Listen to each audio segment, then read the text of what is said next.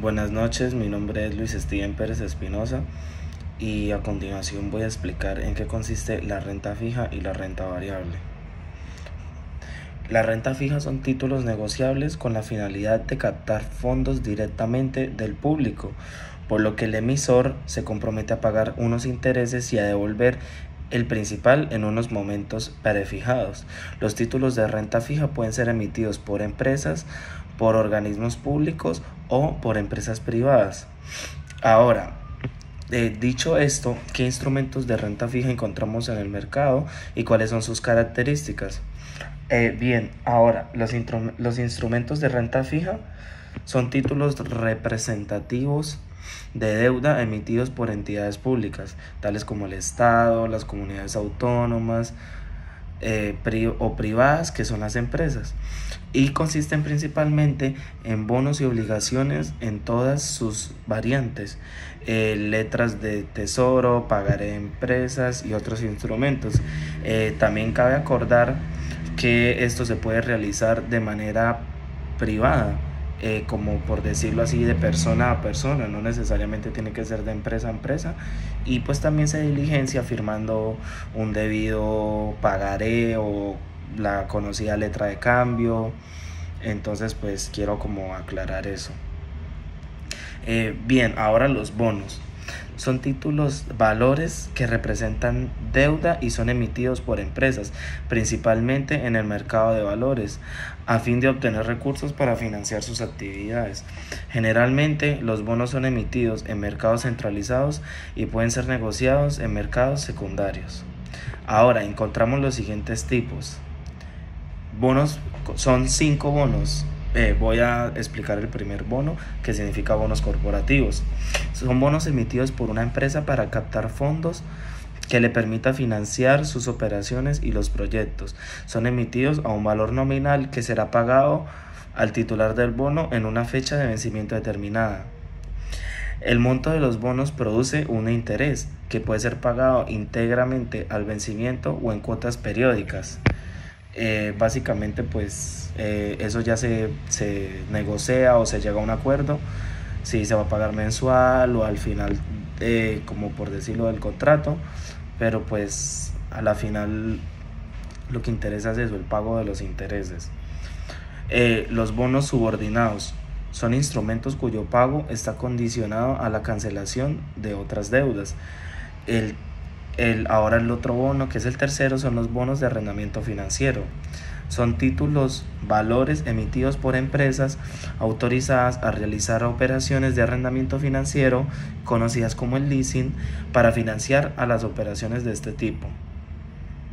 Ahora, el cuarto son los bonos hipotecarios. Son valores mobiliarios que confieren a sus titulares derechos crediticios respaldados por créditos con garantía hipotecaria existentes o futuros, donde los recursos captados son destinados exclusivamente al financiamiento de la adquisición, construcción o mejoramiento de inmuebles.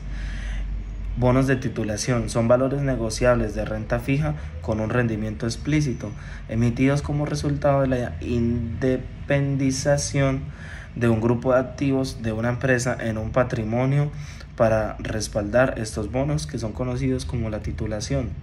Y por último tenemos el bono por tipos de tasas. Existen bonos por tipos de tasas, en donde se encuentran bonos a tasa fija, bonos a tasa variable, bonos a tasa flotante y bono a cero cupones. Ahora, otros instrumentos de deuda. Para el caso de los siguientes instrumentos de deuda, se trata de instrumentos de corto plazo que consideran su extinción,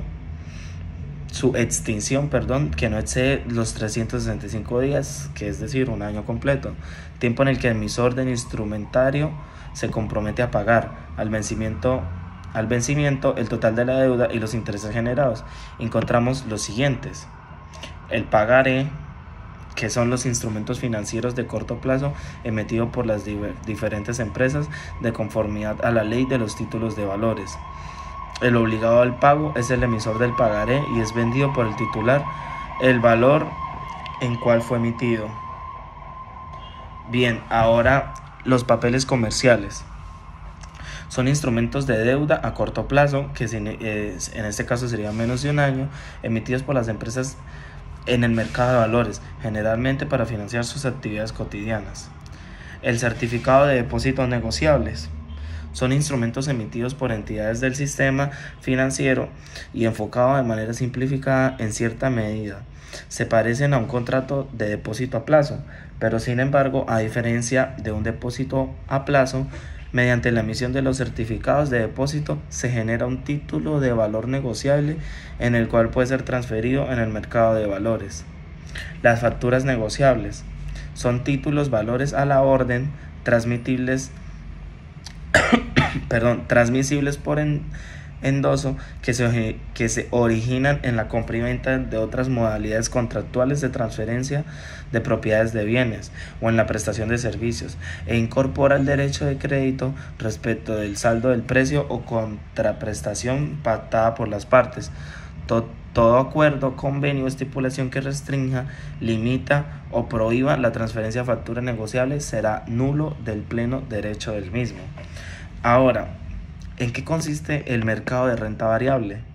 La variable es un tipo de inversión en que la recuperación del capital invertido y la rentabilidad de la inversión no están garantizadas ni son conocidas de antemano. Además, puede ocurrir que la rentabilidad sea negativa, pudiendo llegar incluso a perder el dinero invertido. Por eso es que es importante y necesario que las empresas a las que las otras empresas le van a prestar el servicio le miren la liquidez y la capacidad de pago de la empresa, para que pues así las empresas no pierdan su capital, porque si no pues estarían perdiendo todo, por decirlo así, lo que invirtieron. Ahora, ¿qué instrumentos de renta variable encontramos en el mercado y cuáles son sus características? Bueno, pues para esto hay que tener en cuenta que existen tipos de acciones. Están acciones comunes, hay 4 tipos de acciones, que son las acciones comunes. La primera, que son valores emitidos por empresas constituidas como sociedades anónimas. Estas acciones otorgan algunos derechos a sus propietarios, como participar en el capital y utilidades de la empresa, votar en las juntas generales de accionistas, fiscalizar la gestión de los negocios de la empresa. Están las acciones preferentes, que son las acciones preferenciales que se caracterizan por conceder a su poseedor mejores condiciones del pago de los dividendos. Del mismo modo, tienen preferencia en la devolución de su inversión en caso de liquidación del emisor. En este caso de las acciones preferentes influye demasiado y es un panorama muy grande en el de las empresas. Hay bancos, empresas de gaseosas, empresas de construcción, empresas de electrodomésticos. O sea, hay infinidad de empresas que pagan por decirlo así, invertir en la empresa unos dividendos. Están las acciones de inversión. Son títulos que tienen origen en las acciones laborales, cuyos titulares originales fueron los trabajadores de las empresas industriales, pesqueras y mineras obligadas a emitirlas. Los certificados de suscripción preferente son títulos valores que confieren al titular del derecho de suscribir en forma preferente nuevas acciones que emitan una sociedad en los casos del aumento del capital y frente a la conversión de obligaciones o bonos convertibles. Ahora voy a explicar las clases de acciones. Existen clases de acciones A, B, C y de inversión que se suelen mostrar de esta manera. Las acciones de clase A pues está escrito de una manera, pues sería empresa A, C1. Las acciones de clase B sería empresa B, C1. Las acciones de clase C sería empresa C1 y las acciones de inversión 1 sería empresa 1 y 1. Ahora, los dividendos. El dividendo se define como el valor decretado o pagado a favor de los accionistas como retribución a su inversión, en forma de dinero o en acciones. Los dividendos se distribuyen de acuerdo a la cantidad de acciones que cada inversionista posea en la empresa.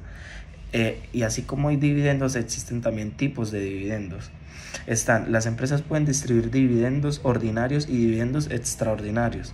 Ahora, los ordinarios son aquellos que se pagan a cargo de los resultados ordinarios de la empresa. Se espera que estos resultados puedan mantener o incrementar en el futuro. En cambio, los dividendos extraordinarios son aquellos que se pagan de forma extraordinaria, valga la redundancia, por algún motivo particular o la obtención de algún beneficio extraordinario. Las fechas de entregas de dividendo, anuncio, corte, registro o entregas. El pago de los dividendos se realiza teniendo en cuenta lo decretado y aprobado en la Asamblea General de Accionistas. El accionista solo puede exigir que los dividendos pendientes del pago si se adquirieron las acciones en un periodo de no exdividendo. Y dicho todo esto, ahí está la clasificación de las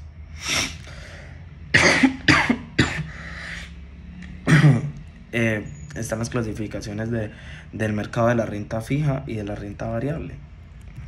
Y eso sería todo. Muchas gracias.